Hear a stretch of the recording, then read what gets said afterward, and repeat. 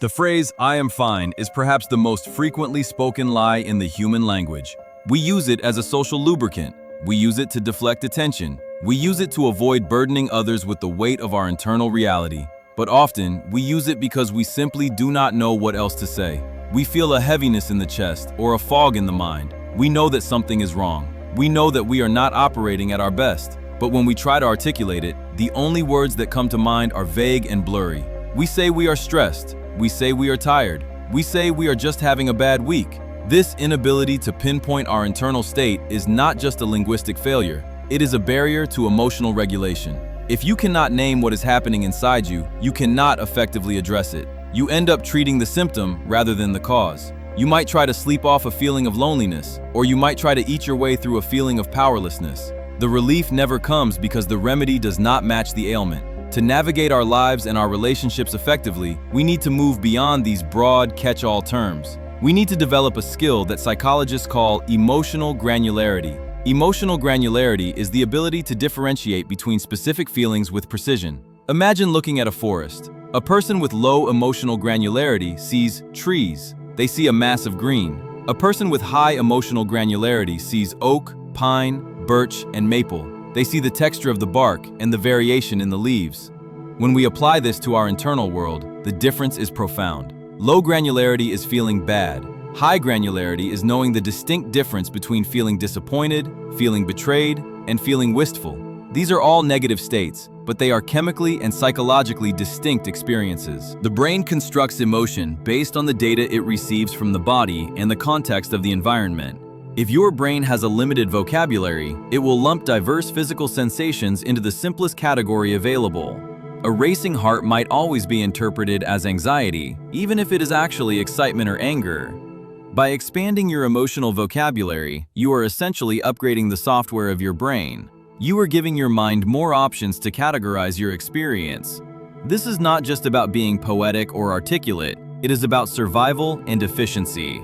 The more precise your diagnosis, the more effective your treatment. Consider the practical implications of this. There is a concept that action follows emotion. Your brain prepares your body for action based on the label it assigns to your feeling. If you label your feeling as anger, your body prepares to fight. It mobilizes cortisol and adrenaline. But what if you aren't actually angry? What if you are actually feeling shame? Shame requires a different response. Shame requires self-compassion and perhaps a retreat to safety to regroup. If you react to shame with the aggression of anger, you might lash out at a partner or yourself, compounding the pain. When we mislabel our emotions, we inevitably choose the wrong solution. This is why stress is such a dangerous word. In modern society, stress has become a socially acceptable mask for almost every difficult emotion. We say we are stressed when we are actually afraid of failure. We say we are stressed when we are grieving a loss. We say we are stressed when we are actually bored and understimulated. If you try to fix grief with the tools you use for stress, like time management or exercise, you will remain stuck.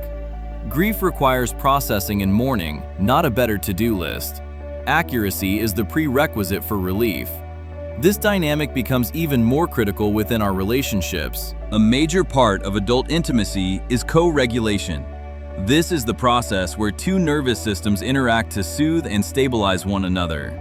But co-regulation relies heavily on clear signaling. If you tell your partner you are upset, they have to guess what you need. They might try to cheer you up when you need to be heard. They might offer advice when you need a hug. This guessing game is exhausting for both parties. It often leads to the partner feeling helpless and the person in distress feeling misunderstood. Imagine the difference if you could say, "I am feeling inadequate right now because of a comment at work." That is a precise signal. It tells your partner exactly where the wound is. They know not to crack a joke. They know to offer reassurance about your competence. Or perhaps you say, "I am feeling overstimulated and need 20 minutes of silence." This prevents them from taking your withdrawal personally. Precision builds a bridge between your internal reality and the other person's ability to care for you. Without it, we are often left feeling lonely even when we are in the same room as the people we love. There is a condition at the far end of the spectrum called alexithymia. This term translates roughly to "no words for emotions." People with high levels of alexithymia struggle to understand what they are feeling. They might not realize they are anxious until they have a panic attack. They might not realize they are angry until they explode. For these individuals, emotions are often experienced purely as physical symptoms. They might suffer from chronic headaches, stomach issues, or fatigue. The body is screaming, but the mind has no language to interpret the message. Even if you do not have clinical alexithymia, most of us suffer from a mild form of emotional blindness. We are conditioned to ignore our feelings to be productive. We are taught that being emotional is the opposite of being rational. But this is a false dichotomy. Emotions are data. They are information about your needs, your boundaries, and your values. Ignoring them does not make you rational. It makes you uninformed. You are operating a complex machine without looking at the dashboard. Learning to name your feelings is simply learning to read the gauges. So, how do we build this granularity? It starts with the understanding that we are often wrong about our first guess. When a strong feeling hits you, pause. Your brain will offer a quick label, usually something simple, like mad or sad. Do not accept this first offer immediately. Treat it as a placeholder. Ask yourself, is this exactly it? Or is this just the general neighborhood? One of the most effective tools for this work is the emotion wheel. This is a visual tool often used in therapy, but it is equally useful for self-reflection. In the center of the wheel are the basic, primary emotions: fear, anger, sadness, surprise, joy, disgust. As you move outward from the center, the wedges split into more specific nuances. Sadness might split into lonely, guilty, or depressed. Lonely might further split into isolated or abandoned. You do not need to carry a physical chart with you, but you can mentally practice this expansion. If you feel angry, look closer. Are you frustrated? Are you jealous? Are you resentful? Are you feeling defensive? Each of these requires a different response. Defensiveness suggests you feel attacked and need to check your safety. Jealousy suggests you want something you do not have. Resentment suggests a boundary has been crossed repeatedly. By narrowing down the word, you narrow down the solution. Another safe practice to integrate into your daily life is the 3-word check-in. We often go days without acknowledging our internal state until it boils over. To prevent this accumulation, set a gentle routine. Perhaps in the morning or right before you sleep, ask yourself, what are 3 specific adjectives that describe my state right now? The rule is that you cannot use the words good, bad, fine, tired, or busy. You must dig deeper. Maybe you are cautious, hopeful, and stiff. Maybe you are wistful, drained, and tender. This exercise forces your brain to stop skimming the surface. It forces you to engage with the nuance of your present moment. You might be surprised by what you find. You might discover that underneath your tiredness is actually a deep sense of boredom with your routine. You might find that underneath your stress is a quiet excitement for a new project. This daily audit prevents the backlog of unacknowledged emotion from hardening into a mood disorder. It is important to approach this practice with curiosity, not judgment.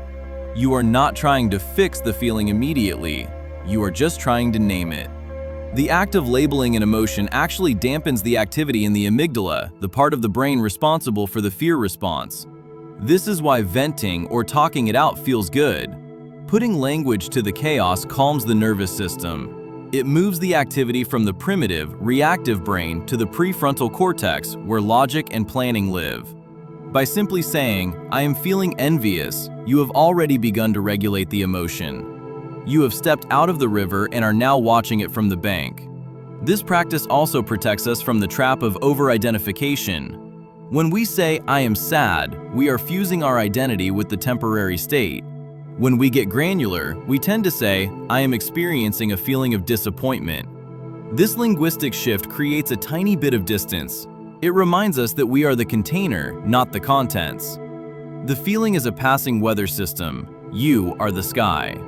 Clouds can be dark and heavy, but they are not the sky itself. As you become more fluent in the language of emotion, you may find that your empathy for others increases as well. When you understand the complexity of your own inner landscape, you become less likely to judge others for their surface behaviors. You realize that their anger might be a cover for embarrassment. You realize that their aloofness might be social anxiety. This creates a deeper, more compassionate lens through which to view the world. However, the primary beneficiary of this work is you. We live in a culture that encourages us to numb out. We distract ourselves with screens, substances, and busyness. We treat our feelings as inconveniences to be managed or suppressed. But your emotions are the compass of your life. They tell you who you love, what you value, and where you need to make changes. If your compass is blurry, you will walk in circles. By refining your emotional vocabulary, you are honoring your own experience. You are validating that your internal world matters enough to be understood. You are stopping the habit of self-dismissal.